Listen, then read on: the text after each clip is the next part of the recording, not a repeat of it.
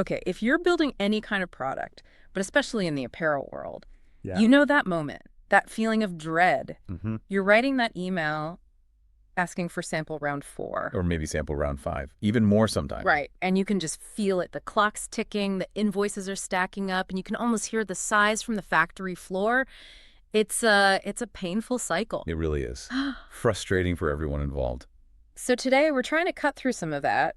We've been looking deep into a technical industry guide, put together by people who are seriously efficient at this. Mm-hmm. The pros. And our mission really is to give you a solid framework. Yeah. We'll help you move past just like hoping for the best Right.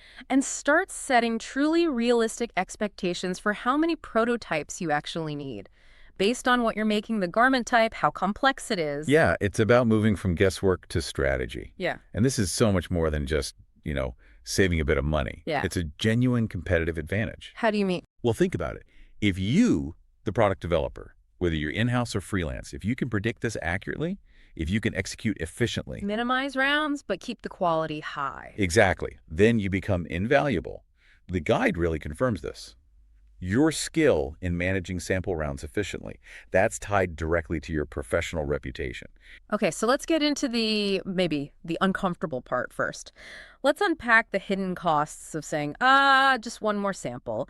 It feels small, but it's not just materials and sewing, is it? Not at all. The experts agree it's got these multi-layered costs that often fly under the radar. Okay, lay them out for us. Well, there are basically 5 key costs that often go uncalculated. First, yes, there's the obvious one, money.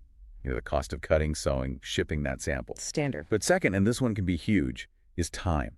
Every extra round pushes back your entire production calendar. Your market launch gets delayed. That's massive. Okay, time. Done. What else? Third is the work. You're burning out your own team, sure, but also the factory's team, the pattern makers, the sample sewers. They're doing tasks that might not even be necessary. The human cost, sort of. Right. And then, number 4, this one's really interesting, the environmental impact. How does that factor in? Think about that 5th sample, the one you desperately need now. Probably isn't going on a slow boat, right? No, you're probably air freighting it. Exactly. You're shipping a package from, say, Vietnam or China just to check maybe a minor adjustment. That's a huge carbon footprint for something that maybe, just maybe, could have been caught earlier on paper. Wow, okay. That's a perspective shift. And you said 5 costs. Yes. The 5th is the one you touched on earlier, professional credibility. Losing that is, well, it's hard to put a price on. Right. You can't easily buy that back. Precisely. And that 5th cost, credibility, links directly to a key industry benchmark. The guide reminds us, most factories, in their standard pricing, they only really budget for 1 or 2 rounds of sampling. Only 1 or 2 included. That's the standard expectation, yeah. So when you start asking for round 3, 4, 5, you're automatically messing up their whole production schedule, which affects their other clients too. Okay, so if I'm the factory owner and I keep getting these requests for round 4, maybe round 5, what's that telling me about this client? It's basically waving a giant red flag. Really? That strong? Oh yeah. Excessive sample requests usually signal one of 2 things. Either the client is just really disorganized, or, and this is more common, the initial tech pack they send over was missing crucial details. It wasn't clear enough. So it looks like I don't have my act together. Pretty much. And that means you lose leverage in negotiations. It signals you might be a difficult partner to work with. It tells the factory you're using their expensive sampling process to design the garment on the fly. Instead of using sampling to confirm a design that's already solid. That's the critical distinction, yes. Okay, so the sample parent itself becomes almost like a KPI, a key performance indicator for the product developer's planning skills. Absolutely. So how do we get better? How do we move from just guessing or reacting to making strategic calls on this? You said the source material gives us a framework based on complexity. That's right. The decision shouldn't be driven by panic or, just wanting one more look. It needs to be strategic. And that strategy is based on 2 things: the type of garment and its inherent technical complexity. Makes sense. You wouldn't treat a basic t-shirt like a complex winter coat. Exactly. You can't apply the same expectation to a simple woven cotton tee as you would to, say, a tailored, fully lined coat with pockets and some fancy zipper system. So what's the rule of thumb then? The benchmark, the starting point the guide gives, is really clear. For genuinely basic garments like simple t-shirts, Basic knit dresses, maybe a straightforward accessory like a tote bag. It's simple stuff. Yeah, you should really only need 1 to 2 rounds of samples, max. If you find yourself needing round 3 for something that simple, something likely went wrong way back in the planning stage. Okay, 1 to 2 rounds for basics. That sounds great, but maybe a little idealistic. What about complex stuff, like performance everywhere or something with a tricky new fabric? If I need round 3 for a technical jacket, does that mean I've failed? No, not at all. It's definitely a sliding scale. Hmm. The guide absolutely acknowledges that highly complex items, specialized athletic gear, intricate tailoring, outerwear with sealed seams, things like that, Right, the really technical pieces. those might genuinely need a third round. Maybe, in very rare cases, even a fourth. But here's the key. Even for those complex items, the expectation is that the complexity itself was anticipated. It was planned for from the very beginning. Ah, so it wasn't a surprise discovered during sampling. Exactly. The benchmark is there to stop the unnecessary rounds, the ones caused by poor planning, not the ones genuinely needed for intricate construction. I see. So the goal is minimizing the unplanned rounds, the surprises. Okay. Right. But you mentioned this whole strategic framework kind of hinges on a couple of big assumptions being true, right? Yes, absolutely. 2 non-negotiables for this 1-2 round benchmark, or even 3 for complex items, to actually work.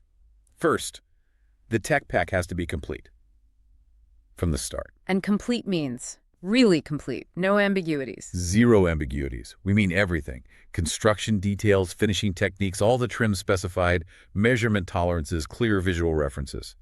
The works. If the factory has to pause and email you asking, hey, how exactly did you want this cuff finished?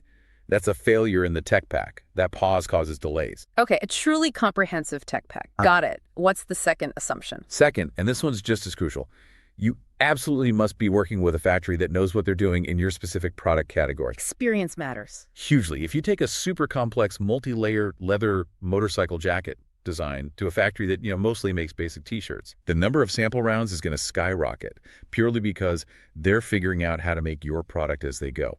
That makes total sense. Vetting the factory is as critical as perfecting the design itself. Okay, let's pivot then. Let's talk actionable advice. If organization and clarity are the keys to hitting that efficient 1-2 round goal, what are the best practices the guide recommends? The things you can start doing like tomorrow. Right. The guide lays out 4 really practical best practices. The first 2 are all about getting the foundations right, documentation, and consistency. Okay. Number 1 is the absolute bedrock. Deliver a complete tech pack from the start. We just talked about this, but let's break down complete a bit more because this is often where things fall apart. Yeah, you mentioned sketches, measurements. What else needs to be in there to avoid those factory questions? Okay, granular detail. Think. Specific construction details like how exactly is this seam sewn and finished? Is it flat felled? Is it bound? Is it overlocked? Finishing details, top stitching. Clean finished, edge stitching. Specify it. Every little detail. Every detail. All the trims, the exact zipper pull, the button material and size where the care label goes, and, super importantly, tolerances for measurement. Tolerances, you mean like plus or minus half an inch? Precisely. You don't just say sleeve length is 60 centimeters. You say sleeve length is 60 centimeters with a tolerance of plus or minus 0.5 centimeters. If you don't give that tolerance, the factory might make the sample using their own internal standard, which might be looser than what you need. And then I reject the sample, forcing another round. Exactly. Just because of unclear specs. Defining tolerances takes the guesswork, the subjectivity, out of fit approval. Okay, that alone sounds like it could save a round right there. What's practice number 2? Number 2 is about consistency, specifically using a consistent fit model. This is absolutely critical, especially for anything close-fitting or tailored. Why is switching models such a big deal if they're roughly the same size? Because roughly the same size isn't good enough when a half-inch difference in the bust or hip can completely change the garment's drape and fit. We've seen it happen. Developers use one model for round 1, then that model isn't available for round 2, so they grab someone else who wears the same size tag. But maybe the second model has broader shoulders or carries weight differently. Even small differences matter. They matter hugely. Switching fit models midstream basically guarantees the fit will be off in the next round. It introduces a massive variable into what should be a controlled process. You're basically asking for round 3 because you changed the benchmark. Treat your fit model selection like a scientific variable. Okay, lock down the tech pack, lock down the fit model. Those are about nailing the inputs. What about the design itself? The next two practices seem more advanced. Yeah, practice number 3 is pretty firm. Lock the design before you request that first sample. Now, Hmm. my question here is, don't great ideas sometimes pop up during sampling? Isn't seeing the physical thing part of the creative process? It can be, yes. But the guide's point is that you need to do that iteration on paper or digitally before you commit to physical samples. Physical samples are expensive confirmation tools, not brainstorming tools. So resist the urge to tweak after seeing sample 1. Absolutely. Resist major tweaks. If you suddenly decide, oh, actually, I want a different neckline, you've essentially just reset the whole A process. wasted effort. Totally wasted effort. They have to go back, change the pattern, recut, resew. A significant design change mid-development isn't just one extra round.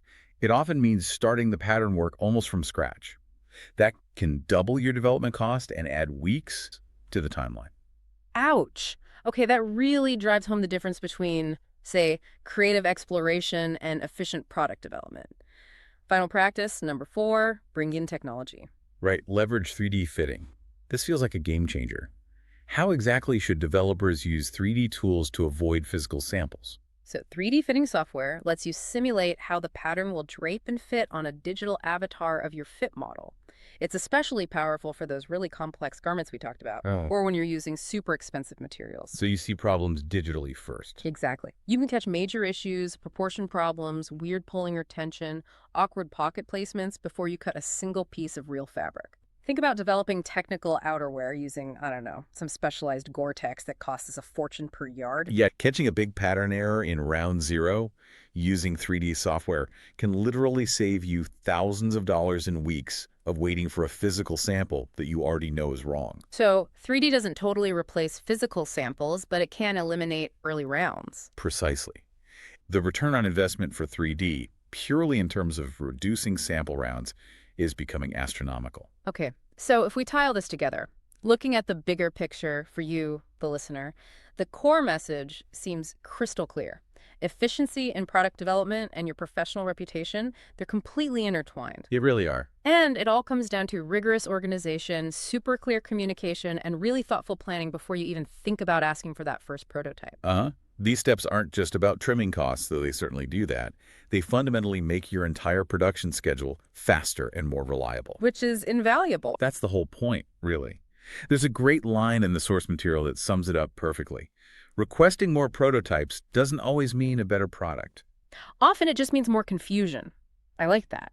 Simple, but powerful. Exactly. More rounds can just muddy the waters if the foundation isn't solid. So we'll leave you with maybe a provocative thought to chew on, building on everything we've discussed. If the industry standard, the benchmark for a basic item, is truly just 1 or 2 rounds, Which it increasingly is. then what's the real cost in time, money, reputation, maybe even environmental impact every single time a developer has to go to round 4 or round 5, especially for something that isn't super complex? Good question. And maybe more strategically, if this sample count is becoming the main KPI for planning success, what does that tell us about the real root cause of those extra rounds? Does it signal an issue much earlier, maybe in the initial design brief or the concept phase? It definitely could. It forces you to look upstream. What unnecessary complexity truly indicates about that original plan? That feels like the next deep dive waiting to happen.